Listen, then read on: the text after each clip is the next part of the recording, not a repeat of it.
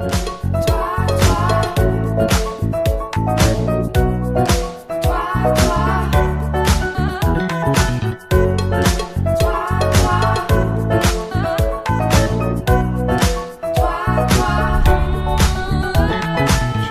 salut Oja. Salut.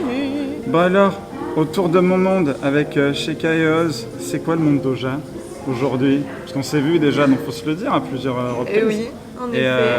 Il y avait un nouveau clip, il y a eu un autre clip, maintenant il y a un EP. Ouais. C'est quoi ton monde? C'est éclectique. Je peux pas le qualifier, en fait, c'est vraiment comme je ressens la chose. Des fois, je vais avoir envie de rapper, des fois, je vais avoir envie de chanter, de chuchoter. Tout dépend du sujet que j'aborde et de ce qui me vient au moment de l'écriture. Bouge, bouge, bouge, bouge. Je quitte la piste pour un dernier verre. Je sais, c'est triste, mais tu m'exaspères. C'est mieux l'amour en solitaire, c'est tout. Ce qu'on remarque, enfin ce que j'ai remarqué, je t'avais déjà dit, c'est qu'il y a un peu, voilà, tu l'as dit, de hip-hop, de pop. C'est rétro, moderne. J'ai l'impression d'entendre du ringé aussi des fois, dans le timbre. Tort ou pas? Déjà, j'apprécie le compliment, c'est très gentil. Un peu ringé 2.0, tu sais. Non mais c'est vrai. Parce que je le prends vraiment comme un compliment, parce que j'adore cet artiste. Mais je pense que c'est surtout mon côté un peu rock, du coup, qui fait écho à son univers aussi. Et c'est vrai que, étant donné que je suis issue quand même de la musique rock et hard rock de base, le fait de s'attaquer à de la pop plus commerciale, je garde quand même ce timbre qui, par moments, est un peu éraillé, un peu, du coup, aux sonorités très rock, quoi. Est-ce que tu peux nous parler de toi, ton parcours, comment tu es venue à la musique? Est-ce que c'est venu comme ça? Est-ce que c'est une affaire familiale? J'ai grandi dans la musique, en fait. C'est vrai que j'ai un papa qui est guitariste dans un groupe de hard rock qui fait de la guitare électrique. Ma maman a eu chanté dans un groupe également. Et c'est vrai qu'en fait, très jeune, il y avait tout le temps de la musique chez moi, quoi. C'était du matin au soir, soit à la radio, soit des CD. Et c'est vrai que je revois des moments où je suis en voiture avec ma mère, j'ai 6 ans, on écoute du Barbara. Et avec mon père, c'était les Red Hot Chili Peppers quand on partait en vacances. Et du coup, en fait, au fur et à mesure, mes cousins se sont mis à la musique. Et j'ai voulu faire comme eux. Et donc forcément j'ai commencé la guitare, le piano, je me suis mis au chant et puis jusqu'au jour où je suis rentrée réellement dans des écoles de musique. Donc j'ai commencé à la School of Rock de Blagnac où j'y faisais de la guitare et du chant du coup. Et à l'occasion des 10 ans de cette école de musique, on a eu l'opportunité de jouer au Métronome d'ailleurs. Très belle salle. Ce qui était bien de les voir réouvertes, assez exceptionnel. Ouais. Et au fur et à mesure, j'ai continué dans ce sens-là. J'ai fait des études, entre-temps aussi. Et à l'obtention de mon bac, je suis partie à l'université en littérature et civilisation anglaise, puis en journalisme. Et c'est là où j'ai décidé de tout arrêter pour ne faire que de la musique quand je suis rentrée au conservatoire, du coup, il y a 3 ans. Le journalisme à la chanson, c'est étonnant. Il n'y a qu'un pas, en vérité, parce que moi je voulais faire journaliste culturel. Ouais, donc ça ça allait dans le même sens, quoi. Et puis c'est sympa aussi de voir l'envers du décor, la préparation qu'il y a en amont et tout ça, et c'est hyper intéressant pour moi aussi, quoi. Mais t'es qui toi? Tu joues à quoi? Dis-le-moi, tu veux tout, toi? Il y a 2 clips, Bouge de là, T'es qui toi? C'est pareil, hein, c'est des clips comme la musique en fait que tu fais, c'est-à-dire que c'est rétro-moderne, je sais pas comment l'expliquer. On dirait, tu sais, je sais pas comment le voir, tu sais, on dirait de vieilles bandes, c'est des fois le truc filmé en VHS, un peu ce truc-là. Pourquoi ce choix-là?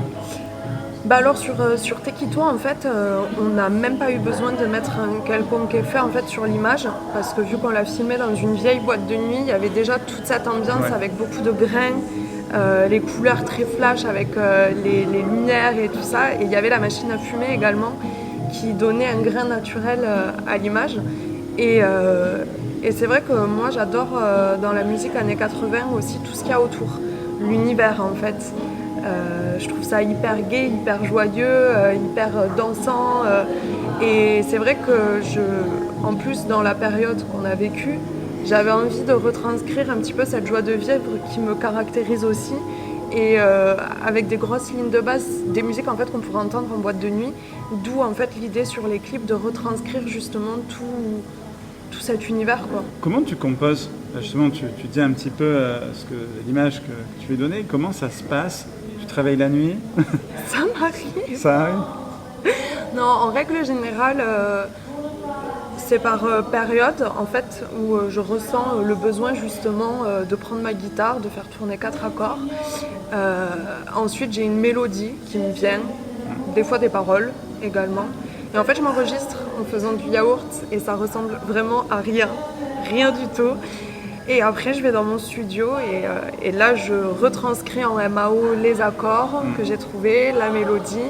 Et je commence à réfléchir à un thème, un univers, quand j'ai pas les paroles encore. Et en fait, ça se construit comme ça petit à petit. Et après, je travaille avec des arrangeurs pour faire le rendu final, quoi. L'EP qui est sorti, point d'interrogation. Moi, j'ai cherché le nom. J'étais là, j'ai fait attends. Est-ce que tu peux nous parler vraiment de cette EP? Comment tu l'as conçue, ce qu'il raconte? T'es pas toute seule. À un moment, justement, est-ce que tu peux nous parler de tout ça?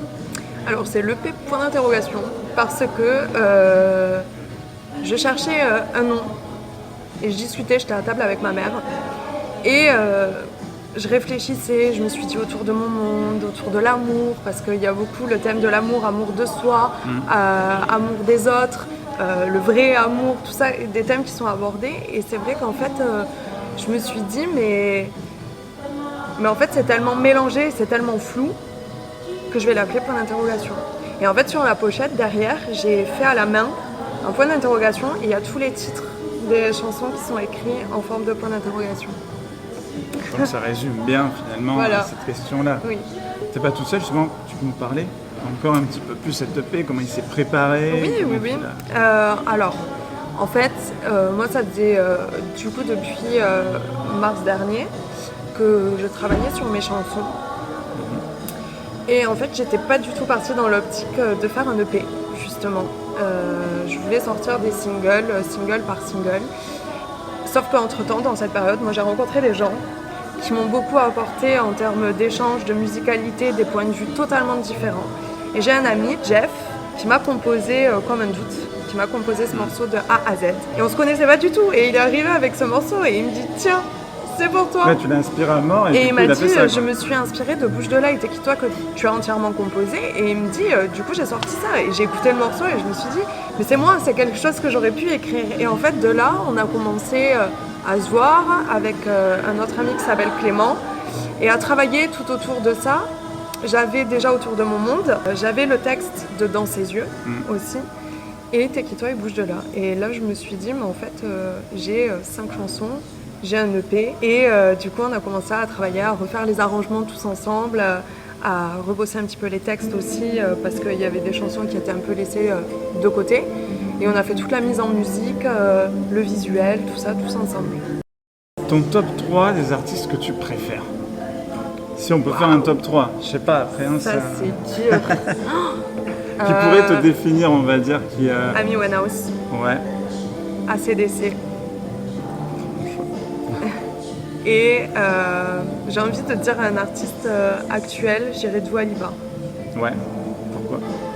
Parce que j'aime beaucoup son univers, justement, je trouve que c'est proche en fait de ce que j'aimerais retransmettre dans ma musique. C'est justement ce mélange de la modernité et du très moderne, justement, même dans la production, dans le mixage, le mastering, et de ce côté très années 80, très dansant, avec un peu de la synthwave mélangée sur certains morceaux, et je trouve ça hyper intéressant. Et pour le coup, ça me passionne, quoi. C'est quoi la suite? Bon là, il y a déjà l'EP, qui est déjà hallucinant, qui est génial. J'encourage tout le monde à l'écouter, vraiment.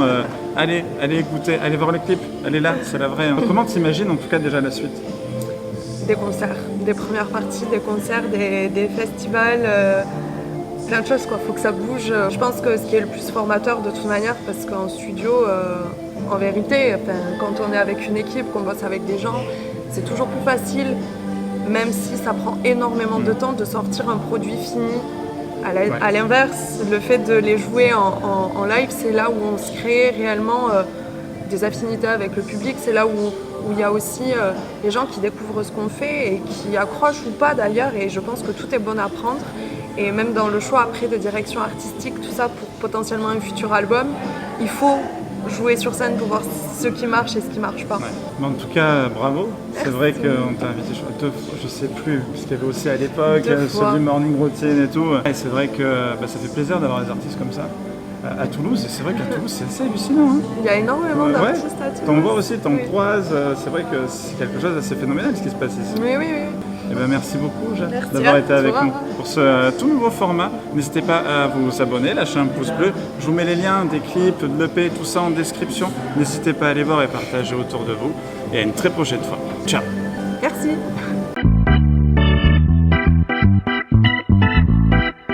Alors bouge de là.